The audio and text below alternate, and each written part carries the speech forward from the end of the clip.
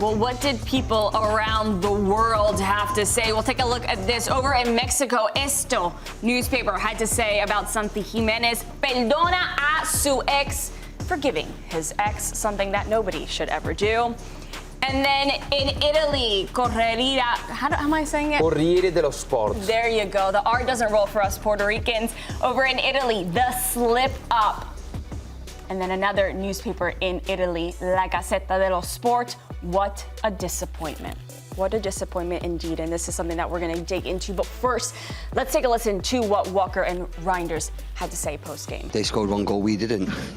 Of course, this is football. You win games on scoring goals. I feel that we probably caused them enough chances, but we need a little bit more conviction in front of goal, and that's from everyone.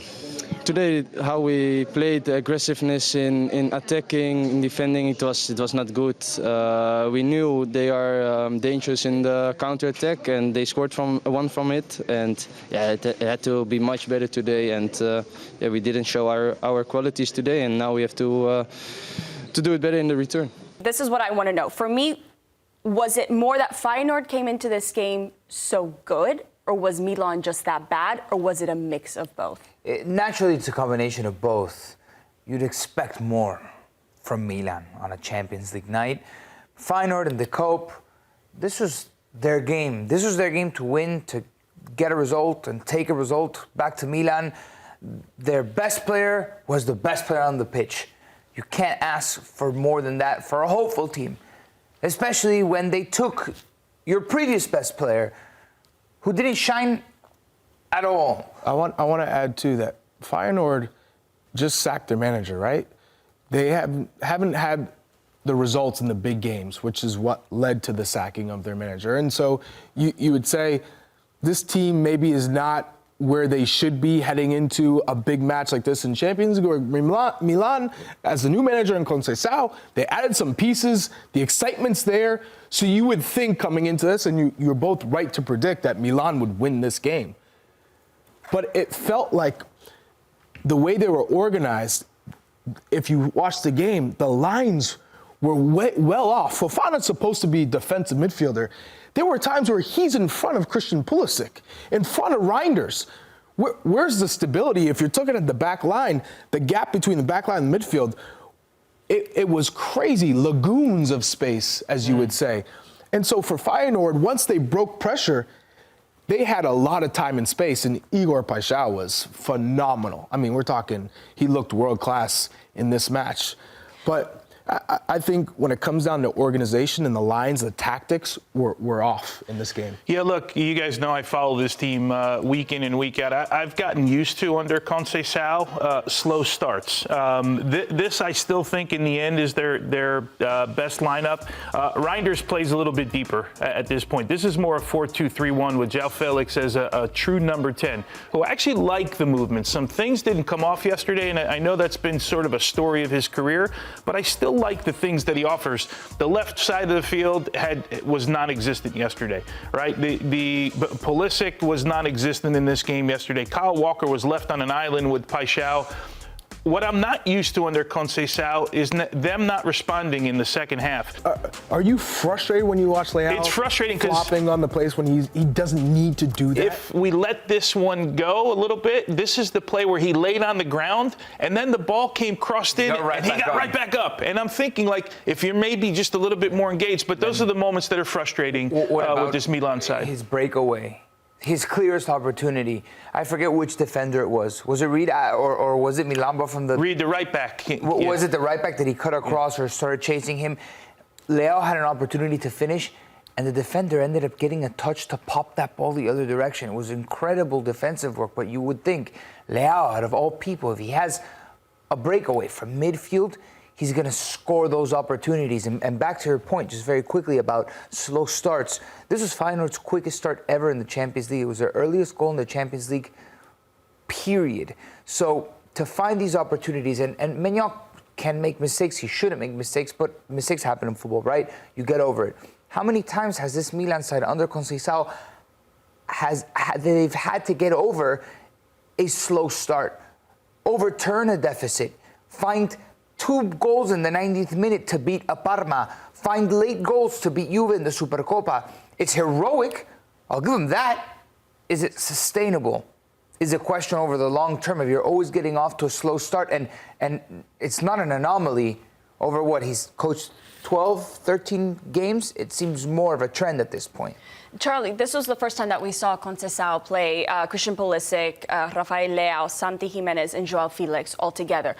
Do you feel, and Tony, you said that you liked this lineup, but do you feel like, Charlie, maybe this was too much star power on at once? Too many new guys on at once? No, I think it's just timing. You know, it's the first time that they're all on the field together. It's going to take time. That's the same thing we said about Real Madrid. Mbappe coming, it can't work. It just takes time. And then we see players who like tendencies, like Rafa Leão's trying to figure out, okay, this is what I like to do, but how does it fit with a Santi Gimenez? Tony, how much time do you think it takes for Santi Gimenez? Because that was a guy, so he went back to Feyenoord, but this time he's on the other side of the pitch with his new team, Milan. Not a good performance from him. I mean, what happened to him in this game? I mean, it was all around, but specifically with him. Yeah, I don't know that it was a poor performance from him. I liked his runs. He made a couple runs, and I watched this game last night painfully again after dinner. Sat and watched it, and I actually like what he does. I'm with Charlie. I don't think they've got any timing down. They don't have movements. Pulisic running into the middle of the field where we've seen him so many times, but now it's occupied by Joao Felix. So they have to figure that part of it out, but I'm okay with this group of four. I'm harsh on this team when I think they're, especially the beginning of this year where they've been really, really poor. But I can live with these four. I think they'll figure it out. I don't think we're talking about one game. And I read this rundown today. I'm like, did Milan get knocked out of Champions League, or did they lose 1-0 on the road and going back to San Siro with a 1-0 deficit to overcome? Far from over. Right. Yeah. And that's the reality situation. We're asked questions about the future of Conceição. Time will let us judge what Sergio Conceição is doing at Milan. They're still alive, they're still in it, and being Milan, playing in the San Siro with the Tifosi, have grown to expect this team to provide great moments. They have an obligation to beat Feyenoord in San Siro. And I stick with my opinion from yesterday. If you lose this tie to a Feyenoord team that just fired their coach and you took their best player, it would be embarrassing if you don't go through. I'm not happy with losing, but I'm not like, this isn't the end of the world in a European fixture. We're in the knockout phases of Europe right now. You know, all the teams are going to be good. Yeah, the last time these two teams faced each other in the 1969-1970 season, the first leg was exactly the same. You were there. It was it was reversed. It was 1-0 in San Siro, and then the second leg, Feyenoord in the Cope ended up winning 2-0. So who's to say that a team like Milan, who since then has grown an incredible European history, and I would say because of the European history, they're going to turn around. But we have been grown accustomed to Milan taking care of business. There's a certain aura in the Champions League, and 1-0 on the road. You can lose 1-0 on the road. You can lose 1-0 away in the Champions League, especially in a difficult place to go. But understand that with the quality that you have, the expectations that are on your shoulders, you got to turn this around second leg. Igor Paixão absolutely dominated yesterday. Man of the match performance, Claudia. I mean, this guy is special. And you show that, sorry, Claudia, you show that clip. Everyone thinks fast players have to always run by you. I get nervous when the fast players slow you down, like when he stood up Kyle Walker there. Now, Walker did poke it out at the end, but that's when you're like, when are they going to go from 0 to 60, right? When they're running fast, like it's like a track meet, it's different. But when they slow you down like that, defenders are like, oh, we got no rhythm here. When is he going to go? Well, you know that they're both in first gear.